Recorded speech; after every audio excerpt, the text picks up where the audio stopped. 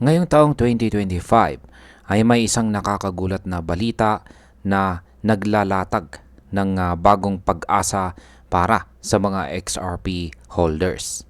Sa pinakabagong second quarter earnings report ng Coinbase ay hindi po si Ethereum ang pumapangalawa sa pinaka kumikitang asset kundi si XRP. Oo, tama po ang narinig ninyo mga ka-crypto. Si XRP ngayon ang pumapangalawa sa listahan ng top revenue generating crypto assets ng Coinbase ngayong ikalawang quarter ng taong 2025. Ang tanong po ng marami, paano nangyari ito? Gayong mas mataas dapat ang trading volume ni Ethereum. Kaya sa video na ito ay pag-uusapan po natin ang mga detalye ng report, ang kasaysayan ng XRP sa Coinbase at ang kahulugan nito para sa atin bilang mga Pinoy crypto enthusiast. Kaya yan, bago po tayo magpatuloy ay pakibasa na lamang po muna ang disclaimer dito po sa ibaba ng ating screen. At ayan, simulan po natin sa unang katanungan kung paano po naging mas malaki ang kita ni XRP kumpara kay Ethereum ngayong second quarter ng taong 2025.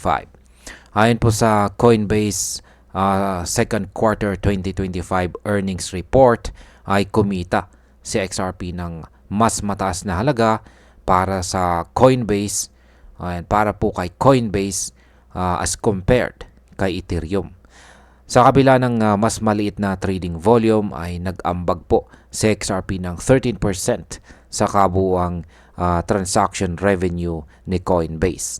Samantalang si Ethereum ay 12% lamang.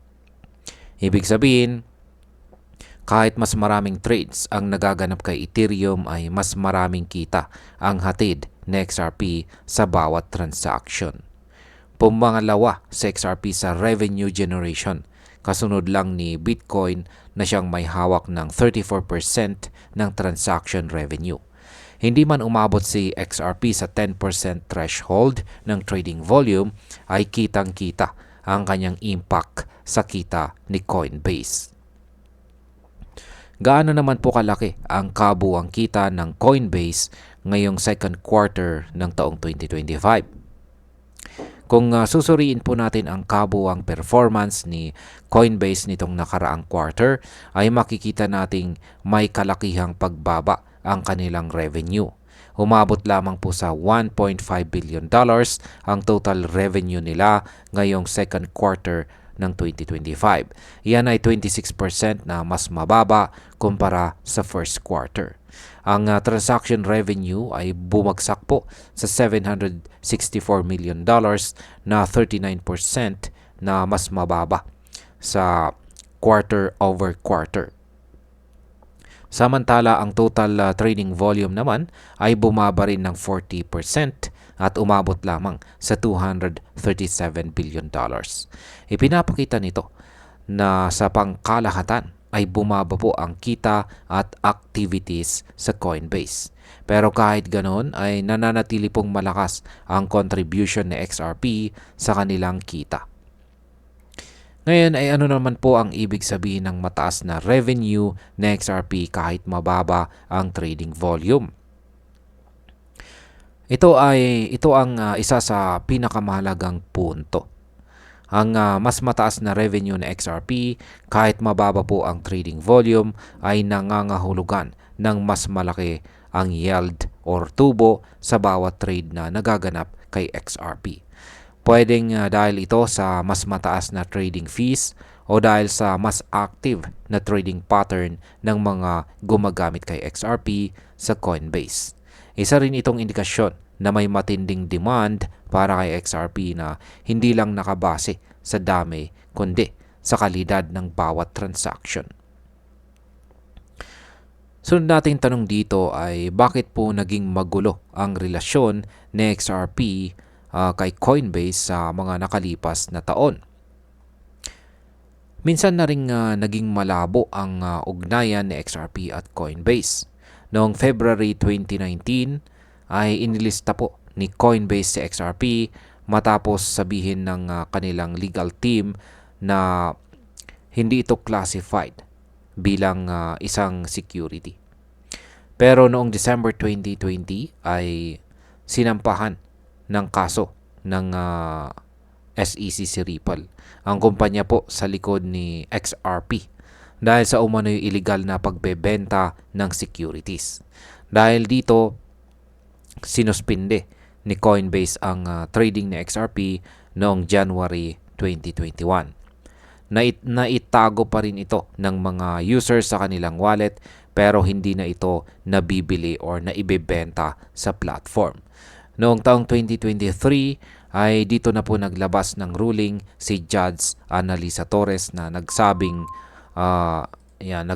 ang XRP bilang token ay hindi isang security sa kanyang sarili. Pagkatapos ng desisyon na ito ay ibinalik po ng Coinbase si XRP sa kanilang trading platform. At hindi lang yan, nag-file din sila ng request sa CFTC para simulan ang futures trading ng XRP at naging posible rin ito sa parehong buwan. Ngayon ay saan pa ba malakas si XRP bukod kay Coinbase? Hindi lang sa Coinbase malakas itong si XRP.